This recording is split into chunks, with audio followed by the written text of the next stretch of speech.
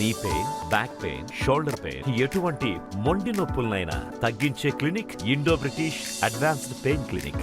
ఈరోజు ఢిల్లీ నుండి ఎలక్షన్ సమన్వయం చేయడానికి అరుణ్ సింగ్ గారు, అదేవిధంగా సిద్ధార్థ్ నాథ్ సింగ్ గారు వీరిరువురు కూడా ఇక్కడికి రావడం జరిగింది. కేంద్ర నాయకత్వం వారిరువురిని ఎలక్షన్కి సంబంధించిన సమన్వయకర్తలుగా ఇక్కడ పంపించారు.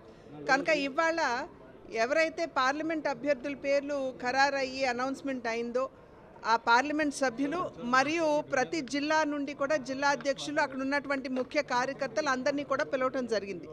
ఎందుకంటే అసలు ఎలక్షన్కి సంబంధించి మనం ఏ విధంగా ప్రిపేర్ అవ్వాలి, ఏదైతే మనం పొత్తులో ఉన్నామో మిగిలిన రెండు పార్టీలు తెలుగుదేశం పార్టీ, జనసేన పార్టీ, వారిరువురితో కూడా ఏ విధంగా సమన్వయం చేసుకుంటూ ముందుకు వెళ్ళాలి, మన కార్యకర్తలు ఏ రకంగా చాలా యాక్టివ్గా పార్టిసిపేట్ చేయాలి, పార్టిసిపేట్ చేస్తున్నటువంటి సందర్భంలో మన భారతీయ జనతా పార్టీ సింబల్ కావచ్చు, నరేంద్ర మోడీ గారు కావచ్చు, ప్రతి ఇంటికి కూడా ఎలా చేర్చాలి, ఈ రకమైనటువంటి వివిధ అంశాల మీద చర్చించడం మాత్రమే కాకుండా కార్యకర్తల నుండి కూడా వారు ఏదన్నా ఇబ్బందులు అక్కడ ఎదుర్కొంటున్నట్లయితే, అంటే ఇతర పార్టీల నుండి సరిగ్గా సమన్వయం లేకపోయినా, లేకపోతే అభ్యర్థులు కలుపుకు వెళ్ళట్లేదు అనేటువంటి భావన ఉన్నా, ఇవన్నీ కూడా ఇక్కడ కార్యకర్తల నుండి విన్నారు, పైనుండి కూడా సూచన చేయడం జరిగింది.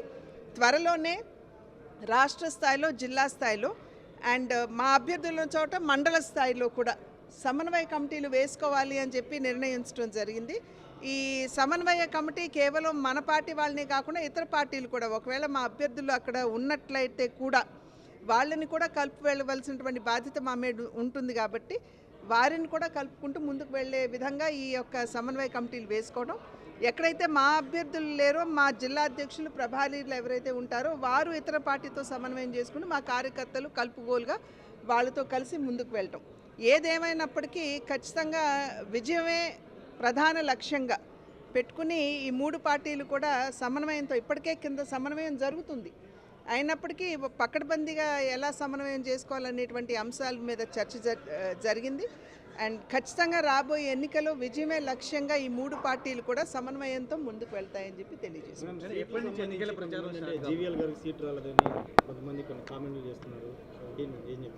దీని మీద మేము చెప్పేది ఏముంటుందండి, ఇప్పుడు పొత్తులో భాగంగా మాకు కొన్ని సీట్లు వచ్చాయి, ఆ సీట్లో ఉన్నటువంటి అభ్యర్థుల్ని ఖరారు చేస్తారు. విశాఖపట్నం రాలేదు, సో ఇంకొకరిని ఖరారు చేసే అవకాశం ఎక్కడ ఉంటుంది? ఏవైతే సీట్లు మాకు వచ్చాయి వాటిలో అభ్యర్థుల్ని ఖరారు చేస్తారు. బయట పార్టీ వాళ్ళకి వచ్చిన వాళ్ళకి సీట్లు కేటాయించారు, బీజేపీ నమ్ముకున్న వాళ్ళకి అన్యాయం జరిగిందనేది. పార్లమెంట్ సభ్యుల్లో ఎవరికి ఇచ్చామండి అట్లా? ఒక్కరు తప్పించి, ఒక్కరిని తప్పించి మేము బయట వారికి ఇవ్వలేదు కదా, కార్యకర్తలకు ఇచ్చుకున్నాం. అక్కడ ఉన్నటువంటి ఆ జిల్లాలో ఉన్నటువంటి పరిస్థితుల నేపథ్యంలో విజయమే లక్ష్యం అని అనుకున్నప్పుడు వివిధ అంశాలని కూడా దృష్టిలోకి తీసుకోవాలి, వాటన్నిటిని పరిగణలోకి తీసుకోవడం జరిగింది. ఏంటండి,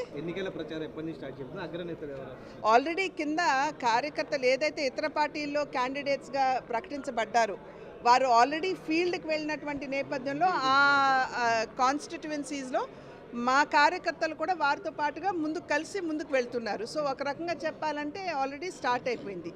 ఏవైతే భారతీయ జనతా పార్టీలో ఇప్పుడు అభ్యర్థుల పేరు ఖరారైందో అది మనకి ఐ థింక్ నామినేషన్ పత్రాలు వచ్చేట 18 నుండి 25 వరకు ఉంటాయి. సాధారణంగా వారు నామినేషన్ వేసిన తర్వాతే కింద క్యాంపెయినింగ్కి వెళ్తారు కాబట్టి వారు త్వరలో నిర్ణయిస్తారు. ఈలోపు కేవలం నామినేషన్ వేసే వరకు ఆగకుండా కింద పని ఆల్రెడీ, అంటే సంస్థాగతంగా ఏ రకంగా ముందుకు వెళ్ళాలనేటువంటి అంశాల మీద అభ్యర్థులు దృష్టి కేంద్రీకరిస్తారు.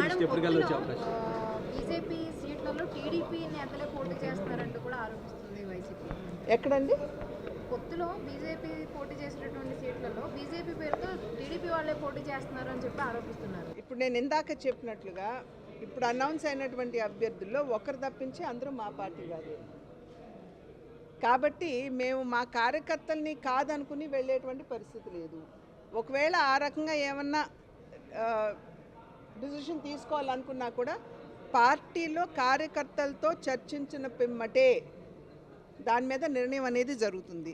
క్రమశిక్షణ కలిగినటువంటి కార్యకర్తలు కాబట్టి భారతీయ జనతా పార్టీ కార్యకర్తలు ఒక్కసారి చర్చించుకుని నిర్ణయించిన తర్వాత ఆ డిసిషన్కి అబాయిడ్ అయ్యేటువంటి పరిస్థితి ఉంది.